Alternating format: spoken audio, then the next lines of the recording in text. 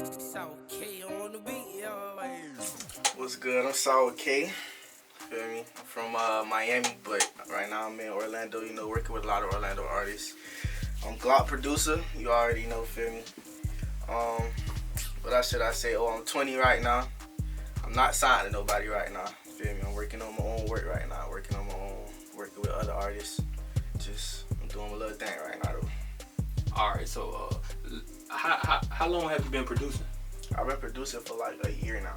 A year? Just a year. And what got you into producing? I was in music already as a child. I was in band a lot too. All I really wanted to do was music, so that really helped me. But I really got into making beats and everything because, I don't know, I just have a connection with music. You feel me? And once I learned piano, it took me from there. And that's still hard to believe. Yeah, man, you sound better than a lot of people that's been doing this their whole life. So when did you decide to take it serious? I say about a year ago when my daughter had just got born. You know, only thing on my mind was, I got to do something to take care of her. So did you ever try to do music like rap? I tried to rap a few times, but I wasn't no good, you feel me? So I just dropped that.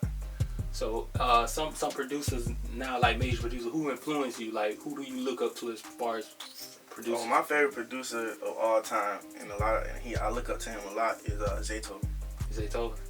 Do you mimic your sound at them, or you kind of create your own sound? Yeah, I kind of got a little bit of his, What separates your beats from Zaytoven beats? I know Zaytoven use organs, a lot of stuff like that, but Zaytoven more, to me, he's more versatile. I'm not really in that, versatile area right now, but I'm trying to, make sure I keep my mind open to different sounds, different things. And do you do mixtape or put projects out? Yeah, I'm doing one right now, as a matter of fact, but I'm gonna keep it on the low till it's out. Do you have any past projects you put out? The only projects I really put out right now is really with Glokk, to be honest. Most of my work is with Glokk.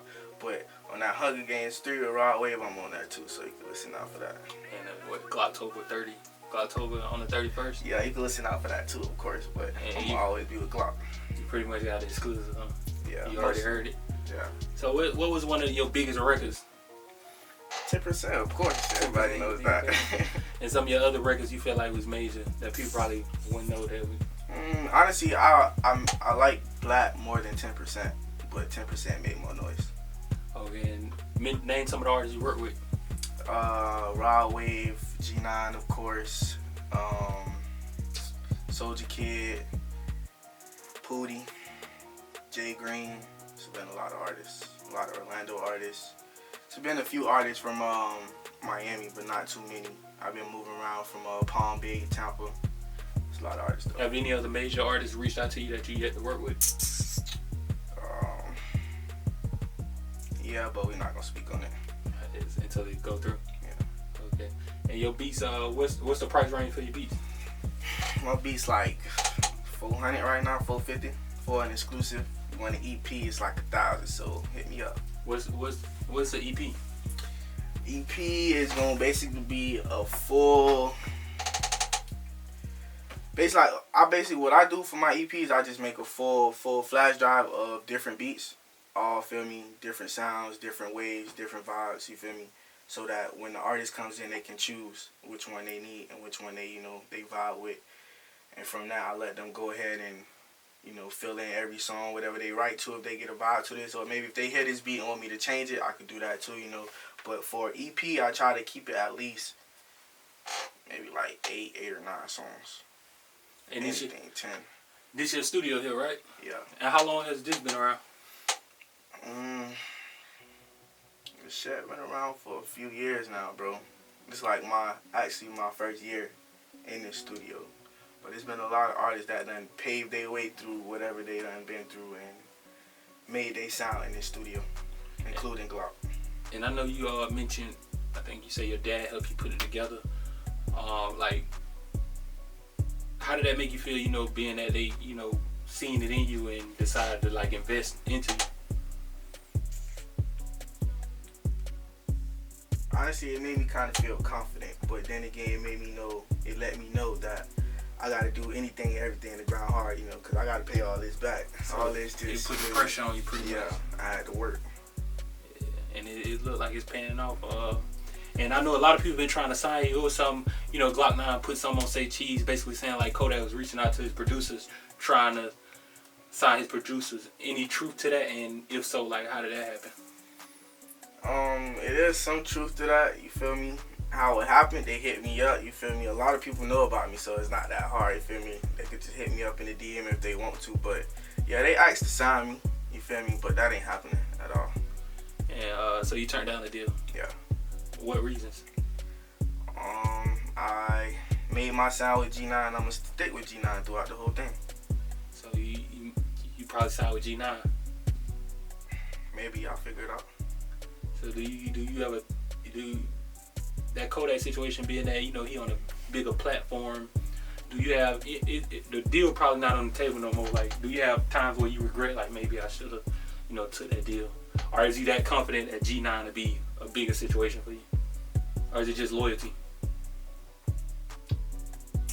It's more of knowing how much we work. Like, we know how much we work. Like, why would I sign with somebody else who already up there when I can build my way farther than where he is right now?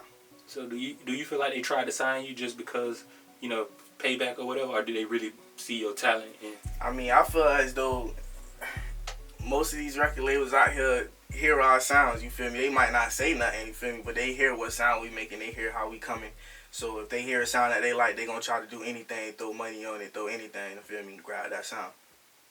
And do you got any exclusive artists you working with, like you feel like underrated? Two. Young Trey. YBM, Young Trey or whatever, and RL Ouija. And why you feel like they overlooked if they got your sound? I don't feel like they overlooked so much. I just feel like a lot of people don't know about them that much. You feel me?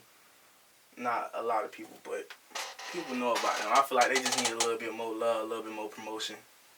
Yeah, and we in the era where producers not signing artists. Like you got DJ Drama signed Lil Uzi Vert. You got DJ Mustard signed what is his name, YG and LMA. Have you ever thought about signing artists? I did, but I'm probably not going to do that right now. Probably going to wait a few before I do that. Do something like that. And those two artists you probably looking to sign, Trey and... I probably won't sign them, but if I do, then just look out for them, you know what I'm saying? So what could we be expecting from you? Like what you got up and coming, are you working on? Honestly, I'm just working on my sound, working on my name. I'm finna be working with a lot of other producers, so it's gonna be more than just me. It's gonna be a team of producers. Feel me? So it's just y'all gonna see. Can you shout them producers out you working with? What is the team called? We don't have a name right now. You feel me? As a matter of fact, I don't even know if we gonna have a name. So y'all just gonna know who we is. Y'all know how we sound. Y'all hear most of our beats all the time with Glokk. You feel me? So. And I know a lot of, have you seen producers mimicking your sound? Like, I know a lot of time that happen where, you go on YouTube, you'll see, beats like so-and-so. Like, have you seen other producers out there mimicking your sound? And how did that make you feel? I mean, I wouldn't say mimicking my sound, you feel me? Because nobody can really play like me, you feel me? Anybody else who I done heard make something like me, they plug it in, you feel me? So, I don't really see people as mimicking me. It's hard to mimic your sound. What keep you grounded with all the success going on? What keep you in the studio making beats? I know you getting ready for a party tonight. Like, how do you balance everything out? I work in the studio 24/7. You feel me? So when I wake up in the morning, as a matter of fact, I really don't be in the crib like that. Me and Nugget usually in here cooking up at night. You feel me? So it's not really that hard. We just be up, like we just be cooking. Like that's all we do. We love to do it. So. Put our time into it. And other than producing, like what do you see yourself probably like in 10 years from now? As far as I know you say you building the team, but do you think about labels, signing artists, and all that? Like what do you want to get out of all this?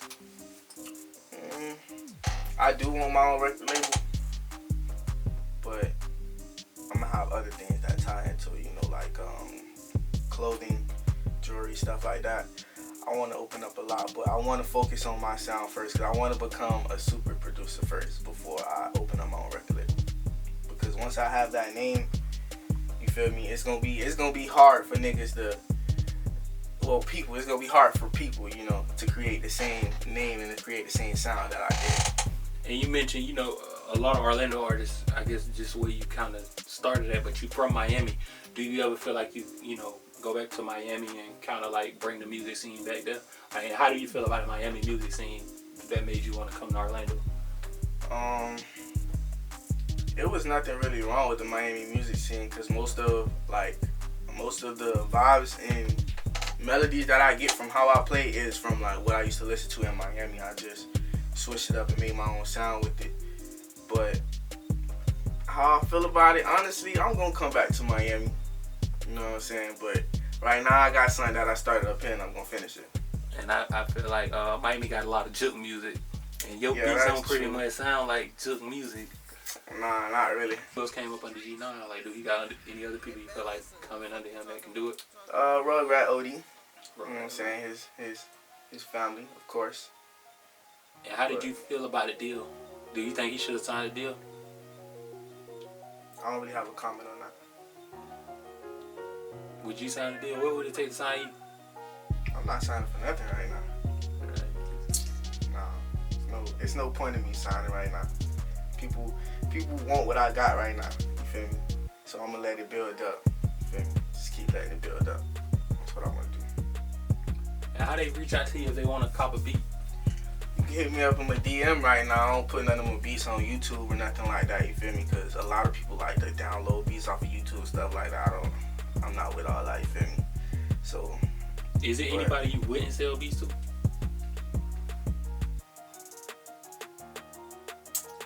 Nah.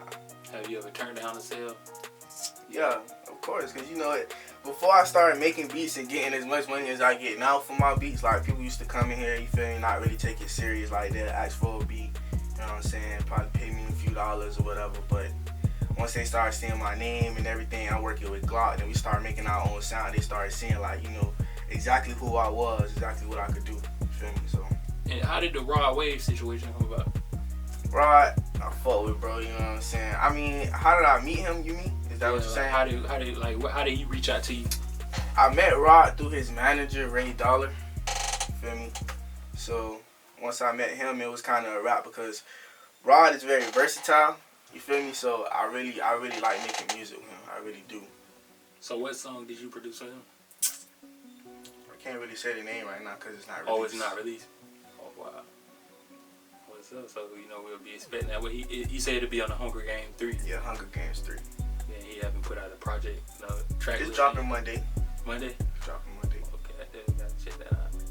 You know, but let the people know something about you like they wouldn't know, and, you know, let them know, you know, what you got coming. It's basically just a close out. Let them know what they can expect. I only smoke woods. That's the only thing I smoke, you feel me? Woods. That's probably something y'all didn't know about me. I don't know. Alright, so you already know, man. It's your hottest producer in Florida, Sour K. Feel me? Hit me up, feel me? You need anything, let me know, you feel me? About your team, man. You know the shit.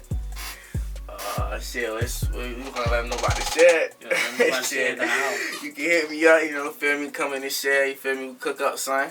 Just hit me with your budget, you already know.